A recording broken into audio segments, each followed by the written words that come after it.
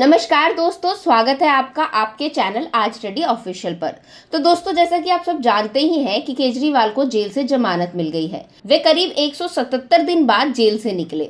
जमानत उन्हें कुछ शर्तों पर मिली, जिसके बारे में कल के वीडियो में हम बात कर चुके हैं। ये जो शर्तें हैं, इस शर्तों के अनुसार वो सचिवालय नहीं जा सकते और ना ही किसी ऑफिशियल डॉक्यूमेंट पे साइन कर सकते हैं। मतलब उन्हें जमानत तो मिली, लेकिन वो सीएम पद का भार नहीं उठा सकते। ऐसा इसलिए हुआ दोस्तों, ताकि केजरीवाल अपने सीएम पद का गलत इस्तेमाल ना कर सके और सबूतों के साथ छेड़खानी ना कर सके। खैर, ये तो हुई उनकी जमानत और जमानत से जुड़ी शर्तों की बात, जिनके बारे में हम पहले ही बात कर चुके हैं। आज के अपने इस वीडियो में हम बात करेंगे केजरीवाल के उस शॉकिंग स्टेटमेंट की जो उन्होंने जेल से बाहर आने के बाद दी है।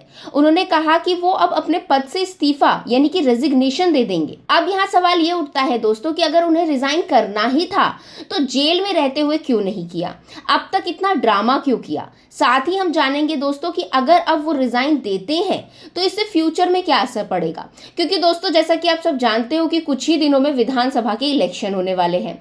तो सिर्फ इतने दिनों के लिए रिजाइन क्यों। साथ ही हम जानेंगे दोस्तों कि उनके इस ऐलान के बाद बीजेपी का क्या कहना है। तो चलिए शुरू करते हैं। लेकिन दोस्तों, उससे पहले अगर आप हमारे चैनल पर पहली बार आए हैं या अभी तक हमारे चैनल को सब्सक्राइब नहीं किया है तो पहले सब्सक्राइब कर ले और बेल आइकन को जरूर हिट करें, ताकि आगे आने वाले सभी वीडियोस की जानकारी आप तक सबसे पहले पहुंचे। तो दोस्तों, सबसे पहले शॉर्ट में समझते हैं कि केजरीवाल पर केस क्या चल रहा था। केजरीवाल के खिलाफ दो जांच एजेंसी ईडी और सीबीआई दोनों ने केस दर्ज किया था। ईडी मामले में उन्हें सुप्रीम कोर्ट से 12 जुलाई को जमानत मिल गई थी। उस समय आपने इस फैसले को सत्य की जीत बताया था। इस केस में उन्हें ईडी ने 21 मार्च को गिरफ्तार किया था। अब इस केस से जैसे ही उन्हें जमानत मिली, सीबीआई ने उन्हें अरेस्ट कर लिया। अब जब उन्हें फाइनली जमानत मिली तो इसका फैसला 2 जज की बेंच ने किया, जस्टिस सूर्यकांत और जस्टिस उज्जवल भुइया। दोनों ने अरविंद केजरीवाल को जमानत तो दी, लेकिन दोनों की इसमें राय अलग अलग थी। जस्टिस सूर्यकांत ने कहा कि अगर कोई व्यक्ति पहले से ही हिरासत में है तो जांच के मामले में उसे दोबारा अरेस्ट करना गलत नहीं है। सीबीआई की गिरफ्तारी यहाँ पे इलीगल नहीं है और सीबीआई ने नियमों का कोई उल्लंघन नहीं किया है। उन्हें जांच की जरूरत थी, इसलिए इस केस में अरेस्टिंग हुई। लेकिन दोस्तों, वहीं जस्टिस उज्जवल भुइया की इसमें अलग राय थी। उन्होंने कहा कि सीबीआई की गिरफ्तारी जवाब से ज्यादा सवाल खड़े करती है। जैसे ही ईडी केस में उन्हें जमानत मिली, सीबीआई एक्टिव हो गई। ऐसे में अरेस्टिंग के समय पर सवाल खड़े होते हैं। उन्होंने साथ ही ये भी कहा दोस्तों कि सीबीआई को निष्पक्ष देखना चाहिए और हर संभव प्रयास किया जाना चाहिए ताकि गिरफ्तारी में मनमानी ना हो। जांच एजेंसी को पिंजरे में बंद तोते की धारणा को दूर करना चाहिए। ये तो हुई जजों की राय। अब बात करते हैं केजरीवाल के इस्तीफे की। तो दोस्तों, केजरीवाल ने जेल से बाहर आने के बाद कहा कि जब तक जनता अपना फैसला नहीं सुना देती, मैं मुख्यमंत्री पद पर नहीं बैठूंगा।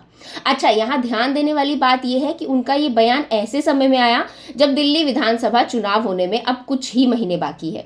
अब ऐसे में कई लोग सवाल उठा रहे हैं कि अगर केजरीवाल को इस्तीफा देना ही था तो उन्होंने जेल में क्यों नहीं दिया। तो दोस्तों, केजरीवाल ने इस पर जवाब दिया कि उन्होंने जानबूझकर जेल में रहते हुए इस्तीफा नहीं दिया, क्योंकि वह लोकतंत्र की रक्षा करना चाहते थे।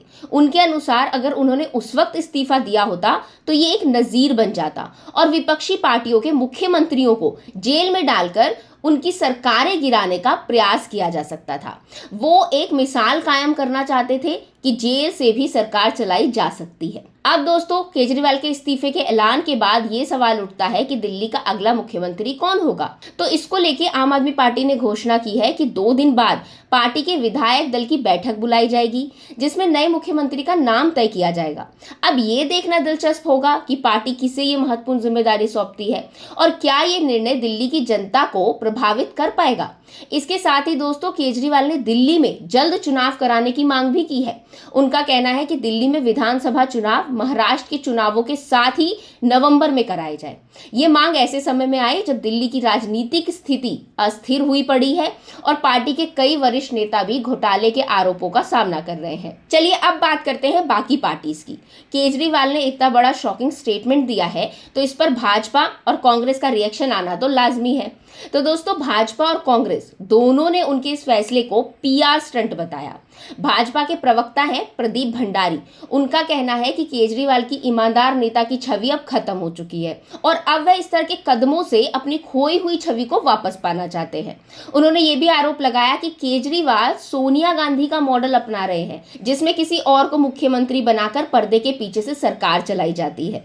तो वहीं दोस्तों कांग्रेस के नेता संदीप दीक्षित ने भी इसे एक नाटक करार दिया है। उनका कहना है कि केजरीवाल को बहुत पहले ही इस्तीफा दे देना चाहिए था। दोस्तों मेरी राय में केजरीवाल का ये कदम एक सोची समझी रणनीति का हिस्सा है। राजनीति में अक्सर दोस्तों नेता अपनी छवि को सुधारने के लिए जनता की अदालत का इस्तेमाल करते हैं।